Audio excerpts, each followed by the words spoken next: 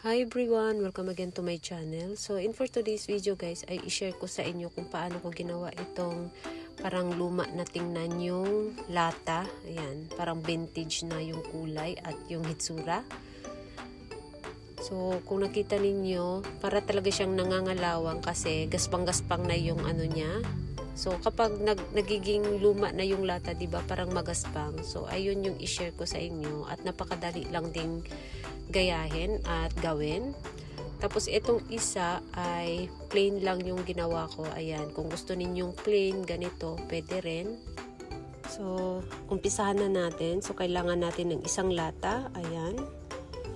Tapos ito nga pala yung kulay na gagamitin ko. So ito ay hindi pwede sa lata, pwede lang to siya sa kahoy. So ito ay ihalo ko dun sa puting pintura na meron ako ngayon dito. At meron din ako ditong ito, pang clip para hindi mahirap hawakan. Tapos meron ako ditong ito, gagamit tayo nito. Tapos foam, yan. Tapos ito yung pangbutas ko, yan. Ito.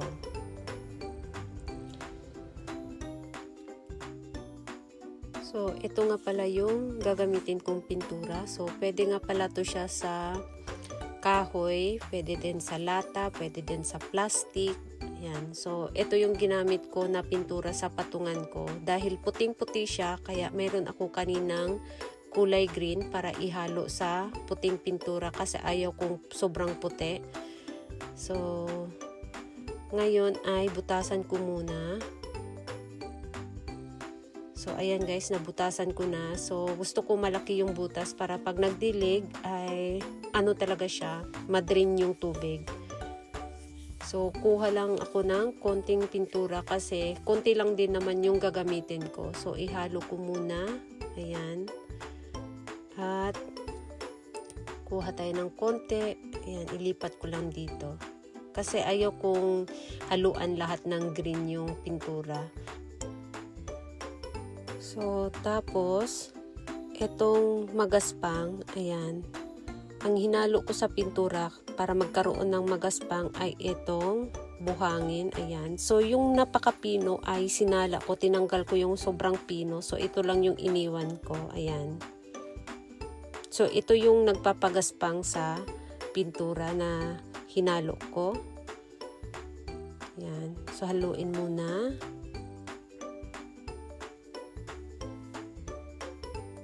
So, after kong haluin, ihalo ko na naman yung kulay green para hindi siya sobrang puti.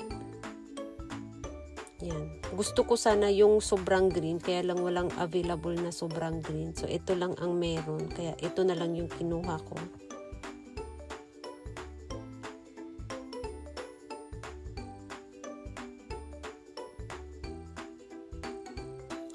So, ayan. So, pagkatapos kong haluin, ayan, umpisahan na nating pinturahan.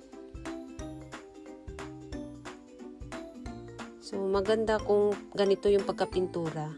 Ayan, para yung buhangin talagang dumidikit dun sa lata or hindi siya matanggal. Ayan.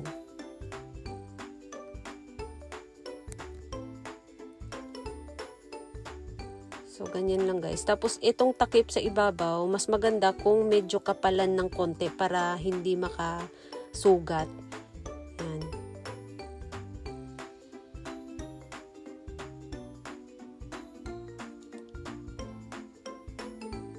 So, ayan guys. At patuyuin muna natin ng mga ilang oras. So, mas maganda kung gawin ninyo to ng napakagandang araw.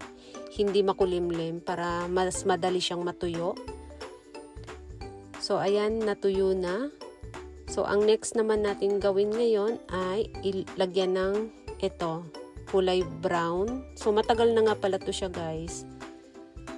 So, ayan, dahil ang pinaggagamitan ko lang naman nitong kulay na to ay sa mga ganito lang. So, hindi talaga siya sobrang gamit na gamit, kaya matagal siyang naubos. So, itaktak lang natin yung sobrang ano para hindi masyadong makapal yung dumikit sa lata na kulay brown. Ayan. So, ayan lang. Ganyan lang guys. Ayan. So, ito, after 1 hour, ano na siya, tuyong-tuyo na siya, pwede na siyang gamitin. So, ayan, ganito na yung hitsura, guys, after 1 hour. Ayan, guys, ito na yung hitsura sa, pininturahan ko na lata. Ayan. Medyo napasubra yung pagpinta ko ng kulay brown. Ayan, pero okay lang yan. Tapos, ito yung pinakaluma. Ito siya ay matagal na, 2 years na, 2 years old na. Yan. So hanggang ngayon okay pa rin siya. Pwede pa rin siyang taniman ulit. So yung nakatanim dito tinanggal ko na. Yan. Tapos ito siya yung salaan kapag nag-separate ako ng halimbawa ganito, ng lupa. Yan, kung gusto kong i-separate. Yan. Yan, zipper or salaan. So, dahil hindi ko na siya ginagamit at i-ano ko na sana siya, itapon ko na sana siya, pero parang sayang, kaya ang ginawa ko na lang siyang ganito. Tapos, ito siya is nakatali. Ayan, nakatali ng wire. Binutasan ko lang tong yung lata dito. Binutasan ko sa gilid and then tinali ko lang ng wire. So, ayan guys. Dito sa loob wala ring Ayan. So, ngayon guys, umpisahan na natin. Medyo malakas yung hangin ngayon. At may naka-ready na ako cutting soil. Ayan. So, let's go. So, ipakita ko muna sa inyo kung ano yung mga succulents na gagamitin ko. So, ang gamitin ko dito sa gagawin kong wreath ay eto, mga onslow. So, ito nga pala yung mga nasira last year na onslow na nilagay ko sa seedling tray. Ito yung gagamitin ko dito. Ayan, paikot. Tapos, lagyan ko ng prolifica. Ayan. Para mayroon namang accent. Hindi lang siya onslow. So, maglagay din ako ng prolifica or eto. Ayan. Mga marinade. And then, ito naman, hindi ko alam kung anong pangalan nito. Nabili ko lang to sa Daiso. Ayan. Meron siyang variegation sa dahon. Ayan. Tapos, meron ako ditong si Cloud. Ayan. And then, meron ako ditong mga jelly beans, blue jelly beans. Yan, galing sa bahay. Si blue jelly beans. At, meron din ako ditong galing doon sa ginawa kong succulents garden na clavata. Yan. Meron na ako dito, ito nga pala ay mga kanuma. Yung malaking kanuma. So, sinala ko lang. Nandito yung kanuma. Ayan. So, hindi siya, mayroong maliit, mayroong malaki. Ayan, oh. Hindi siya pantay. So, ang ginawa ko ganyan. Para yung mga maliit ay masala. Ayan.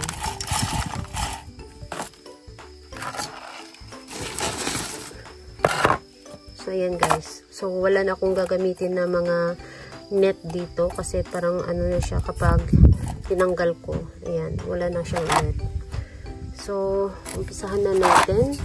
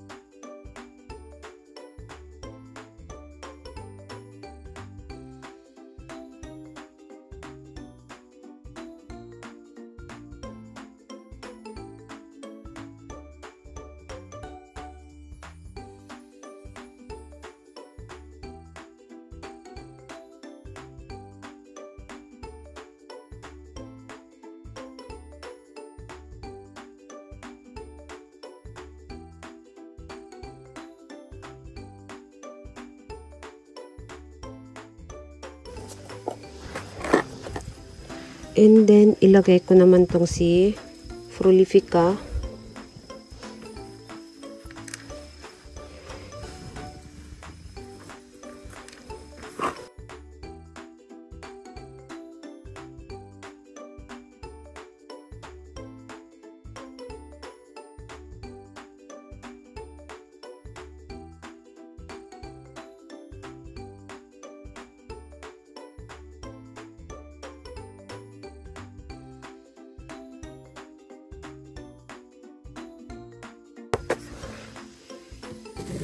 And then, ilagay ko naman tong mga marinade.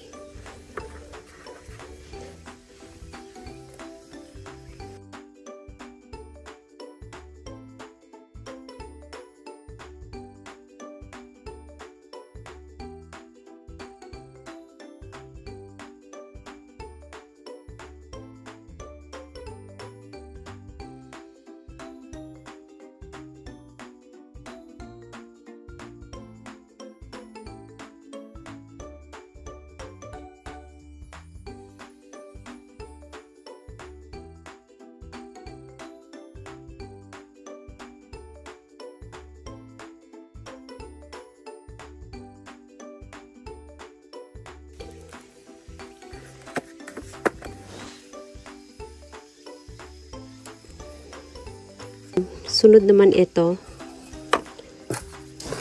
So, hindi ko na nilagyan ng ano, diretso ano na. Ayan.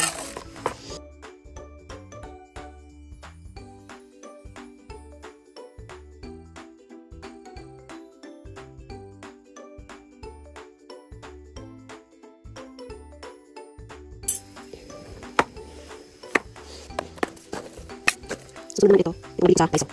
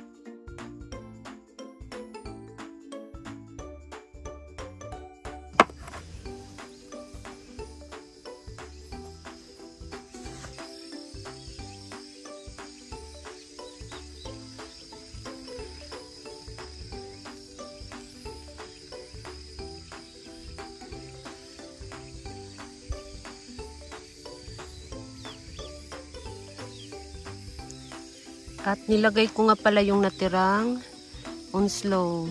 Ayan. Tapos meron ako ditong nilagay na eto. So optional na lang kung gusto ninyong lagyan nito or wala. Okay lang din naman kahit wala. Ayan. Maganda pa rin naman tingnan. So eto ay binili ko lang sa Seria. Pati eto. Ayan.